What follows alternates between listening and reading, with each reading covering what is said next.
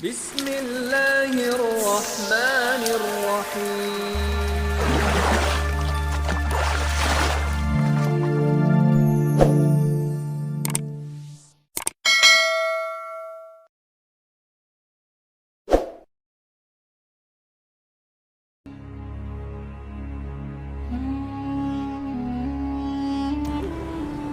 Umar bin Khattab radhiyallahu an ma'ruf adalah satu di antara orang yang mendapatkan jaminan masuk surga dari 10 sahabat yang disebutkan dalam satu redaksi hadis. Nabi SAW bersabda, Abu Bakar fil jannah, Umar fil jannah, Uthman fil jannah, Ali fil jannah, kemudian menyebutkan sampai 10 sahabat. Salah satunya adalah Umar ibn Khattab. Dan Umar ibn Khattab radhiyallahu an bertemu nasabnya dengan Nabi SAW pada Ka'ab ibn Lu'ay. Jadi nasab Umar ibn Khattab itu sampai kepada Ka'ab ibn Lu'ay, dan Rasul juga sampai kepada Ka'ab. Berarti di sini nasabnya Umar dengan nasabnya Rasul bertemu. Dan Umar seorang Quraisy. Lah Umar bin Khattab radhiyallahu an dahulu adalah penentang Islam, dan dia orang yang digadang-gadangkan oleh orang-orang Quraisy untuk menjadi safir. Safir itu artinya orang yang didelegasikan untuk melakukan perdamaian dengan daerah-daerah atau negara-negara. Kenapa Umar bin Khattab dijagokan oleh orang-orang Quraisy? Karena Umar itu ahli syair. Tadi disebutkan Umar mengatakan, dan saya pernah bersyair di masjid sementara Rasul berada di hadapan saya. Artinya dia ahli bahasa. Bahasanya sangat tinggi sekali. Dan Umar ini memiliki perawakan yang tinggi. Jadi kalau dia berjalan bersama Nabi SAW, Nabi itu pendek sepinggangnya Umar. Jadi kalau Nabi di depan kemudian melihat dari belakang, Rasul enggak kelihatan karena terhalangi dengan besarnya badan Umar ibn Khattab. Jadi kalau dia naik kuda itu kakinya ke tanah, tinggi gitu kan, dan ditakuti. Lah Umar ibn Khattab ini mencatat sejarah dalam Islam. Ketika para sahabat Nabi SAW ketakutan di awal dakwah Rasul, ketika Umar ibn Khattab masuk Islam, mereka jadi berani. Kenapa? Karena ada backingnya. Kalau ada yang macam-macam, lapor sama Umar. Dulu tidak ada orang yang berani solat di sekitar Ka'bah. Tapi setelah Umar masuk Islam, mulailah para sahabat berani solat di sekitar Ka'bah. Bahkan ketika masuknya Islam Umar ibn Khattab, tidak ada satupun para sahabat yang berani berdakwah terang-terangan. Kemudian Umar minta izin dan mengatakan, ya Rasulullah, alasna alal haq Rasul, bukankah kita di atas kebenaran? Kenapa kita tidak menjaharkan dakwah kita? Kata Nabi SAW, pelan-pelan wahai Umar, ada waktunya. Tapi Umar terus memaksa kepada Rasul sehingga Rasul mengizinkannya. Setelah Nabi SAW mengizinkan Umar untuk mendakwai orang-orang Quraisy secara terang-terangan, maka dia menggedor rumah-rumah para pembesar Quraisy, termasuk Abu Jahal. Datang dia ke rumah Abu Jahal, digedornya pintunya. Ketika dibuka oleh Abu Jahal, kaget. Kenapa? Karena di hadapannya Umar ibn Khattab, ma'ruf. Siapa Umar ibn Khattab? Kemudian dia mengatakan, wahai Amr, maksudnya Amr bin Hisham Abu Jahal, sesungguhnya ana ala millati Muhammad, saya berada di atas agama Muhammad. Kata Abu Jahal, mustahil. Karena tahu bahwa Umar itu paling dahsyat, bermusuhannya dengan Rasul dan para sahabat. Tapi hidayah datang dari Allah Subhanahu wa ta'ala. Tapi Umar meyakinkan bahwa dia telah masuk Islam. Ketakutan Abu Jahal, ditutupnya pintunya. Kemudian dia datang ke pembesar yang lain, digedor lagi. Setiap pintu digedornya dan diberitahu bahwa saya sudah masuk Islam.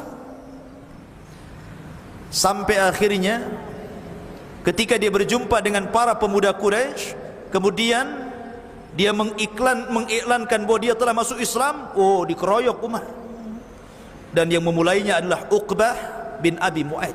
Pukulnya Umar. Umar ini kuat.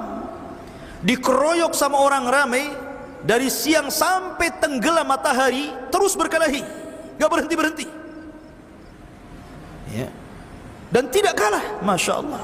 Coba antum kelahi dari siang sampai sore, kan lemas antum, apalagi dikeroyok gitu kan.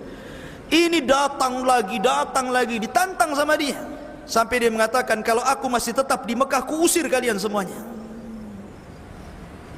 Makanya wajar kalau Umar disebut Al-Faruq, yang membedakan mana yang hak dan mana yang batil. Adapun keislamannya, pada awalnya Umar bin Khattab radhiyallahu an terenyuh dengan seorang wanita, Ummu Abdillah radhiyallahu anha.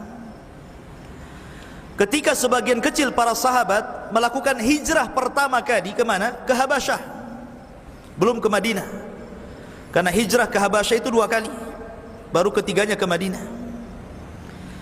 Jadi banyak para sahabat, baik yang laki-laki ataupun perempuan, mereka berani meninggalkan hartanya, berani meninggalkan keluarganya, berani meninggalkan Mekah yang selama ini ditinggalinya, hanya karena memperjuangkan agama Rasulullah sallallahu alaihi wasallam. Dari situ Umar berpikir, kuat sekali pengaruh Nabi sallallahu alaihi wasallam kepada para sahabat ini, sampai kepada wanita.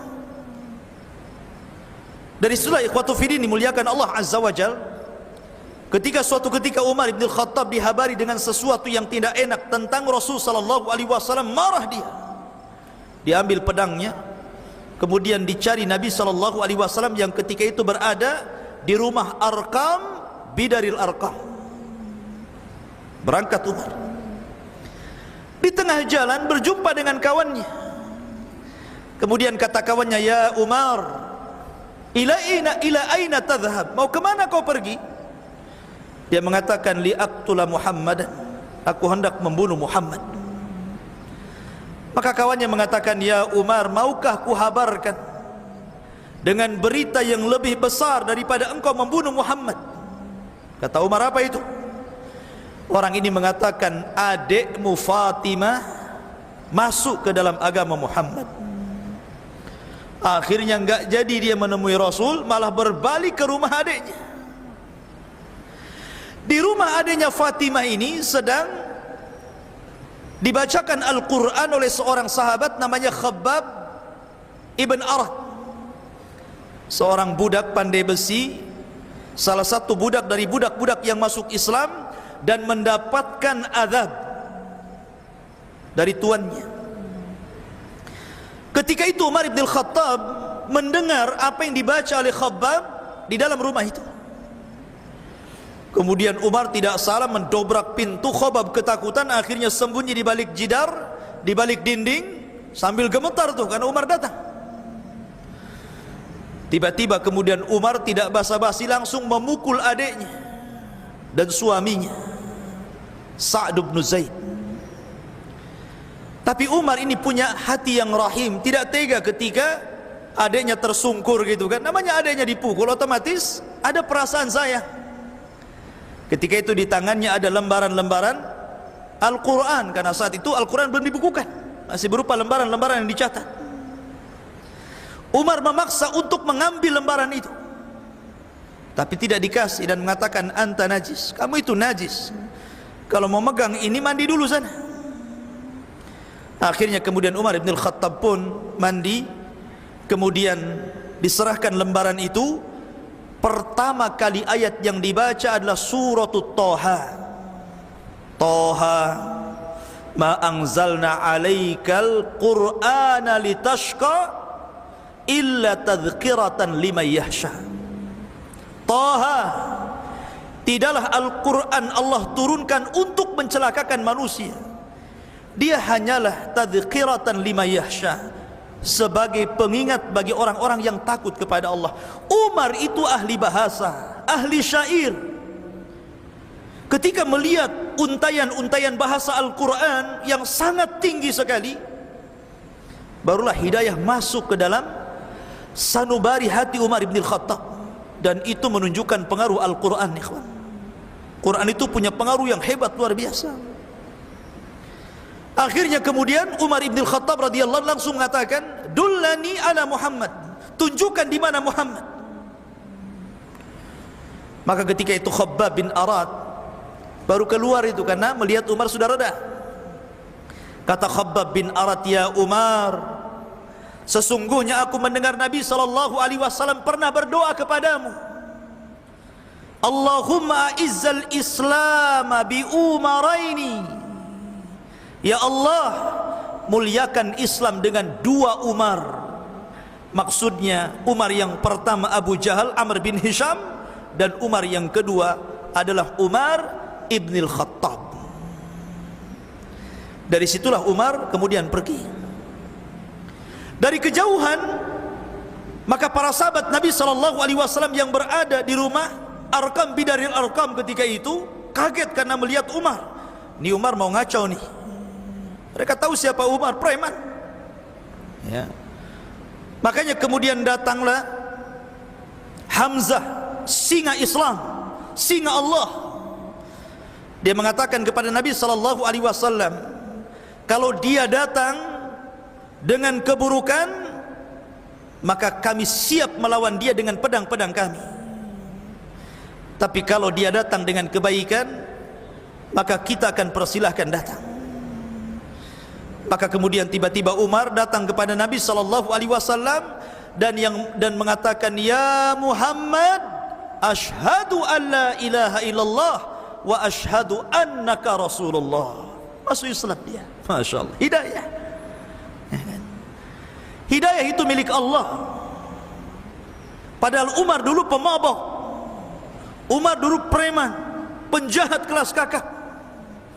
Tapi hidayah masuk ke tubuh Umar ibn Khattab radhiyallahu an, justru dia dengan Islamnya menjadikan Islam jaya. Dengan Islamnya menjadikan Islam mulia. Dengan Islamnya menjadikan Islam yu'la, menjadi tinggi. Ma'asyiral muslimin yang dimuliakan Allah Azza wa Jalla, ketika seluruh manusia diperintahkan hijrah karena sudah tidak mungkin lagi tinggal di Mekah, sulit bagi para sahabat untuk tinggal di Mekah. Akhirnya kemudian berangkatlah para sahabat berhijrah dengan sembunyi-sembunyi, tidak ada yang terang-terangan, karena mereka diincar oleh orang-orang Quraisy, kecuali Umar ibn al-Khattab. Justru dia sengaja datang ke kerumunan orang-orang Quraisy. Saya akan hijrah hari ini. Siapa yang ingin menjadi yatim anaknya, menjadi janda istrinya, ikuti hijrah saya. Silakan. Siapa yang ingin yatim anaknya, yang ingin janda istrinya, ituin saya. Itu Umar ibn Khattab. Nggak ada yang berani. Ya. Nyantai saja dia hijrah. Tapi para sahabat lihat, susah mereka hijrah. Suhaib Ar-Rumi padahal pemanah hebat, dikenal orang-orang Quraisy itu. Siapa Suhaib Ar-Rumi? Pemanah nomor 1 di Mekah. Ketika hijrah dihadang sama orang Quraisy. Kata Suhaib, di tanganku ada 20 anak panah. Kalian tahu siapa aku? Aku ini jago panah. Aku bisa saja lesatkan anak panah ini kepada 20 orang kalian. Selepas itu kalian tangkap aku, silakan, kalian sudah mati dalam 20 orang. Kemudian orang Quraisy mengatakan, ya Suhaib, ataina su'lukan. Wahai Suhaib, dulu kau datang miskin ke Mekah, sekarang kau kaya. Kau mau ngambil kekayaanmu dibawa ke Madinah? Tidak bisa. Kata Suhaib, ya sudah, gini saja, kutunjukkan seluruh kekayaanku, ambil, biarkan aku hijrah. Akhirnya sepakat hijrah dia tanpa harta, orang kaya. Kekayaannya diserahkan semuanya. Sampai di Madinah dicerita kepada Rasul. Kata Nabi SAW, Rabihal bai'u Aba Yahya, Rabi al-bai'u Aba Yahya, sungguh beruntung kau ya Aba Yahya, perniagaanmu dengan Allah Subhanahu wa ta'ala. Ini sahabat. Umar enggak gitu, enggak ada yang berani ngadang dia, karena jagonya Umar bin Al-Khattab. Masyarul muslimin, sesampainya Umar di Madinah, maka Umar itu orang yang paling pemberani dalam setiap peperangan dan jihad. Sampai dalam perang Uhud yang merupakan kekalahan kaum muslimin, bahkan orang-orang munafik, orang-orang kafir menghembuskan cerita bahwa Rasul terbunuh dan Abu Bakar juga terbunuh. Maka dia datang kepada Abu Sufyan, ketika itu masih kafir. Dia mengatakan, ya Aba Sufyan, kadzab. Wahai Aba Sufyan, dusta kau. Kau mengatakan Rasul meninggal, Abu Bakar meninggal, kadzabta, dusta kamu. Kata Abu Bakar, sadaqta, sadaqta ya Umar, kamu benar. Dan orang-orang musyrik yang lain itu enggak benar. Dibenarkan sama Abu Sufyan, karena memang Rasul belum meninggal. Rasul disembunyikan para sahabatnya, walaupun berakhir dengan kekalahan di Uhud. Masyarul muslimin yang dimuliakan Allah Subhanahu wa ta'ala, ketika Nabi SAW meninggal dunia, maka Umar bin Al-Khattab radhiyallahu an adalah orang yang pertama kali membaiat Abu Bakar, sehingga seluruh manusia berbaiat kepada Abu Bakar. Bahkan saking cintanya kepada Nabi SAW, pada waktu wafatnya Rasul, Umar sampai ngacung-ngacungkan pedang dan mengatakan, siapa yang mengatakan Muhammad meninggal dunia, ku gorok lehernya. Rasul belum meninggal. Dia seperti Nabi Musa, sedang pergi 40 hari dan akan kembali untuk mematahkan tangan dan kaki orang-orang munafik. Saking cintanya kepada Rasul, dia ingkari kematian Nabi SAW. Baru datang Abu Bakar Siddiq menenangkan Umar, ya Umar, uskut, uskut, diam, diam, duduk. Abu Bakar naik ke atas mimbar, kemudian menyadarkan manusia, ayyuhan nas, man kana minkum ya'budu Muhammadan fa inna Muhammadan qad mat. Siapa di antara kalian yang masih menyembah Muhammad, Muhammad sudah meninggal. Wa man kana minkum ya'budullaha fa innahu hayyun la yamut. Siapa di antara kalian yang masih menyembah Allah, Allah zat yang akan senantiasa hidup dan tidak akan pernah mati.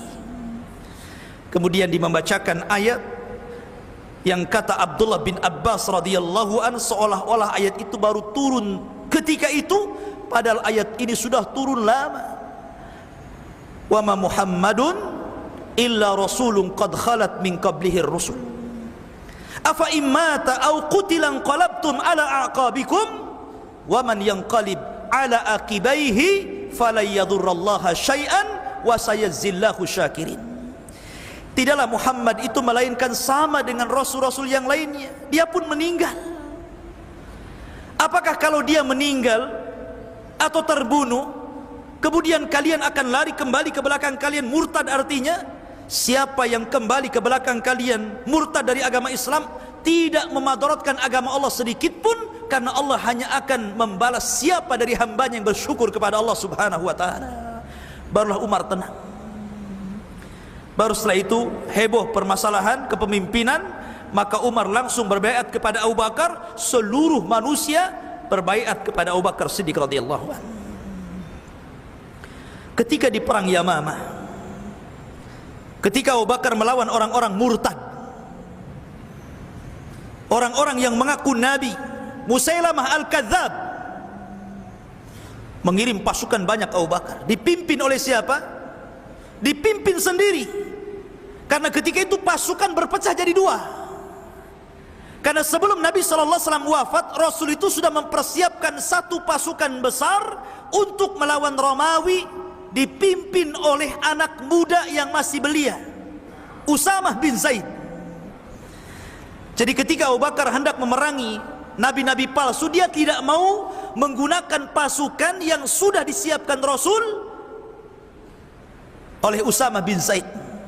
Dia buat pasukan sendiri. Dia berperang melawan nabi palsu. Dalam peperangan ini, dalam perang Yamamah ini, banyak qurra'ul Quran, para pakar-pakar Al-Quran, tumbang dan syahid. Akhirnya Umar kekhawatiran terhadap hilangnya Al-Quran. Lihat bagaimana Umar. Ini para qurra Al-Quran banyak yang meninggal nih. Ini kalau dibiarkan, maka Al-Quran akan dilupakan oleh manusia.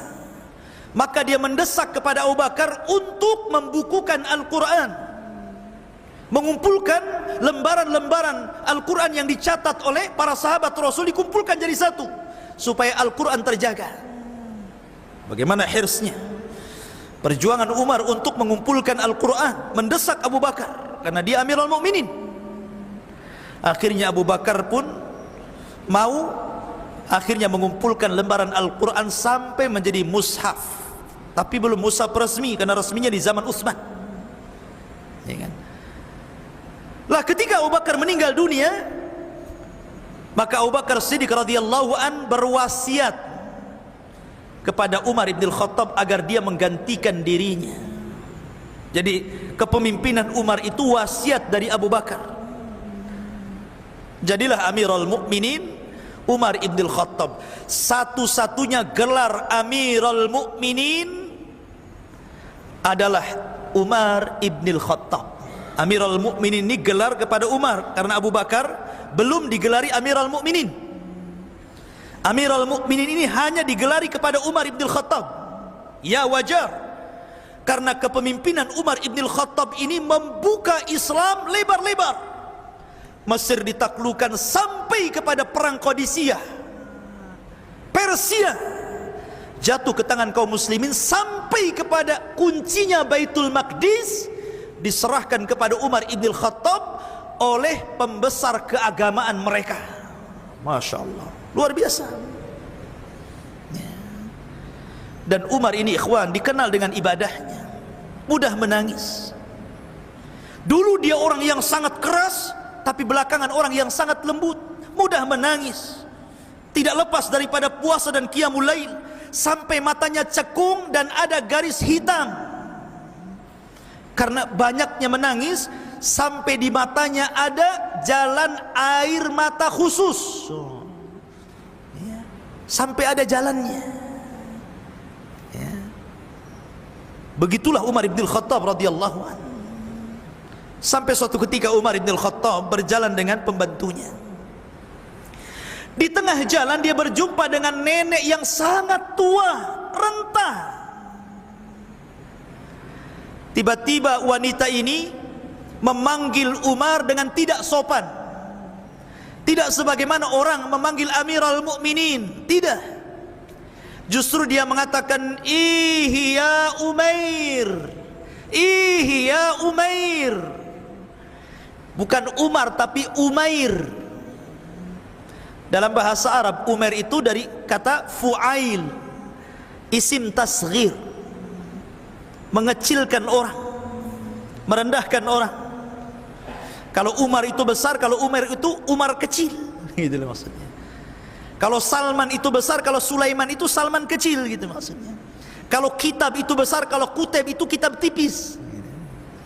Iya Umair, dulu aku melihat engkau bermain-main di pasar Ukat, katanya kan. Sekarang kau sudah jadi Amirul Mukminin, ittaqillaha ya Umair, katanya. Bertakwalah engkau ya Umair. Subhanallah. Wanita tua nasihati Umar. Marah ini pembantunya.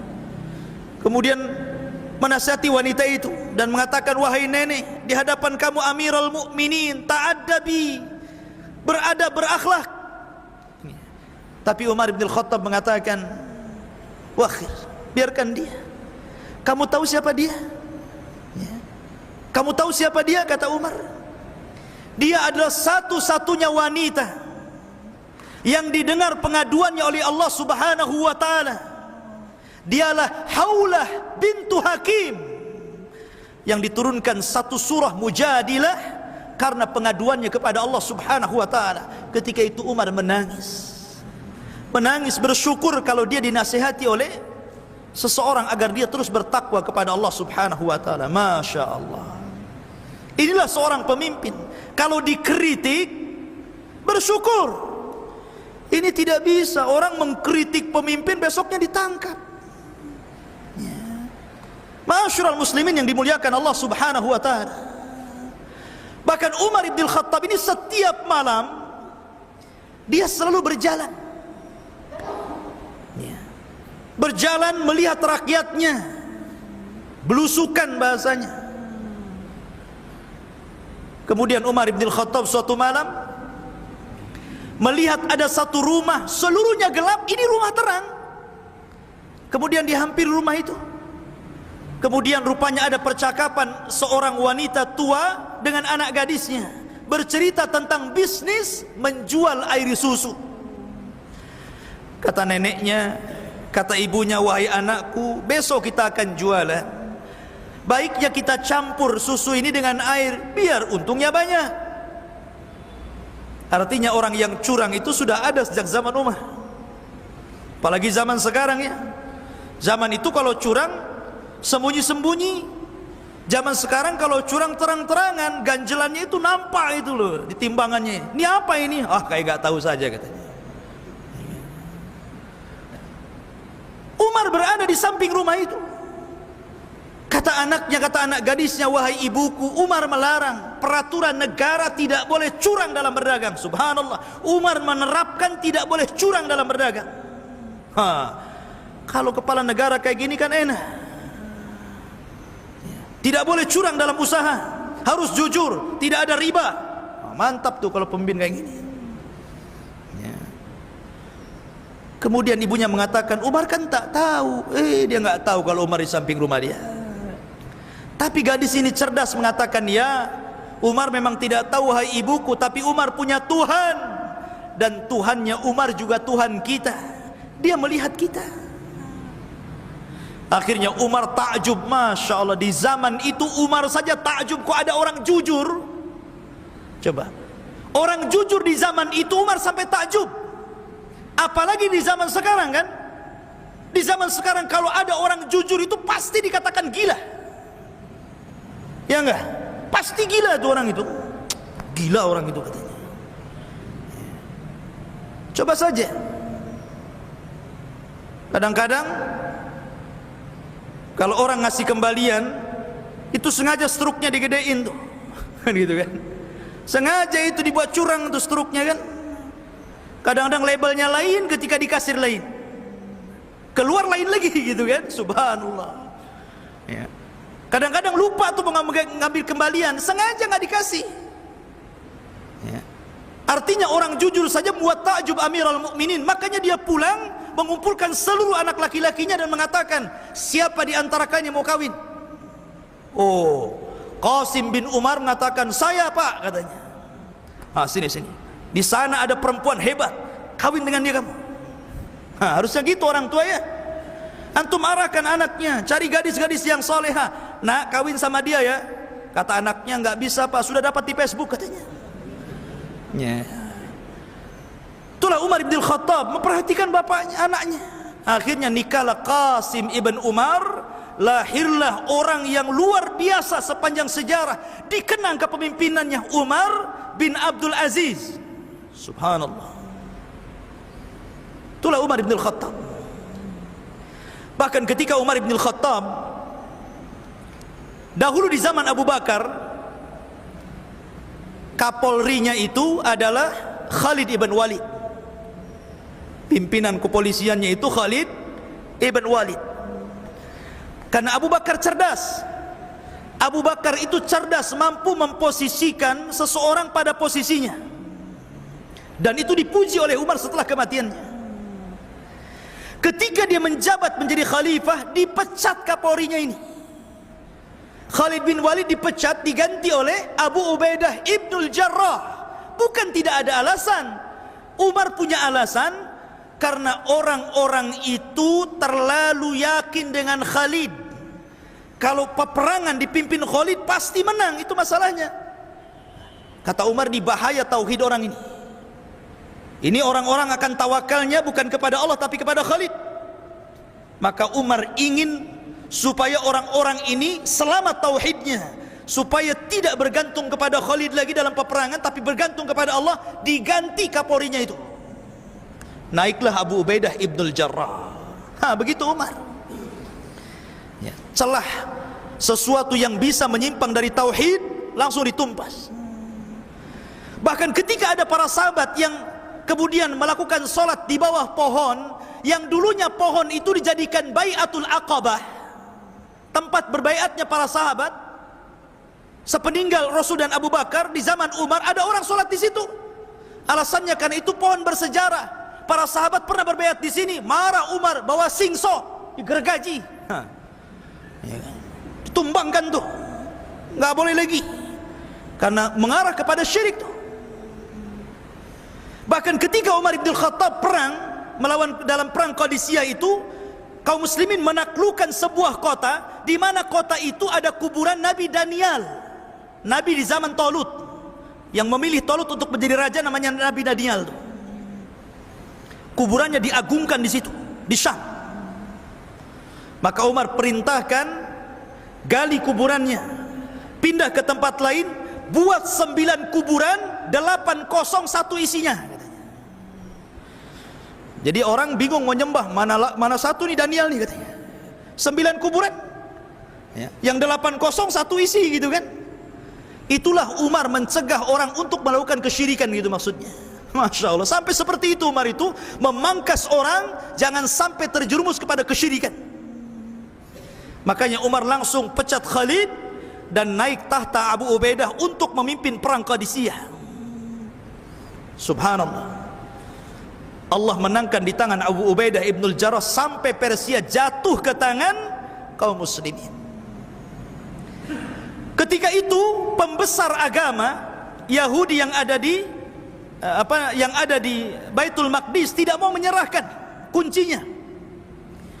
Dia akan menyerahkan kepada orang yang sifat-sifatnya sama dengan yang ditulis oleh Taurat.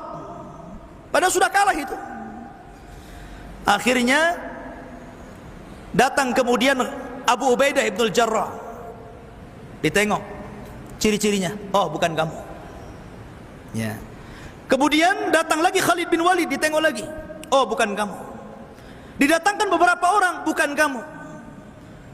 Ketika Umar ibn Khattab datang, ini dia katanya, cocok dengan Tauratnya rupanya. Ramalan bahwa Umar akan menaklukkan Persia itu tercatat di perjanjian lama. Ini betul kayak gini orangnya ini. Karena Umar ibn Khattab ketika diberitahu bahwa Baitul Maqdis sudah roboh dan dikepung oleh kaum muslimin, dia datang ke Madinah tidak bawa pasukan, hanya berdua dengan pembantunya, gantian naik unta. Tidak bisa bayangkan. Kemudian sesampainya di Syam tidak lewat jalur utama tapi lewat belakang, supaya orang tidak tahu.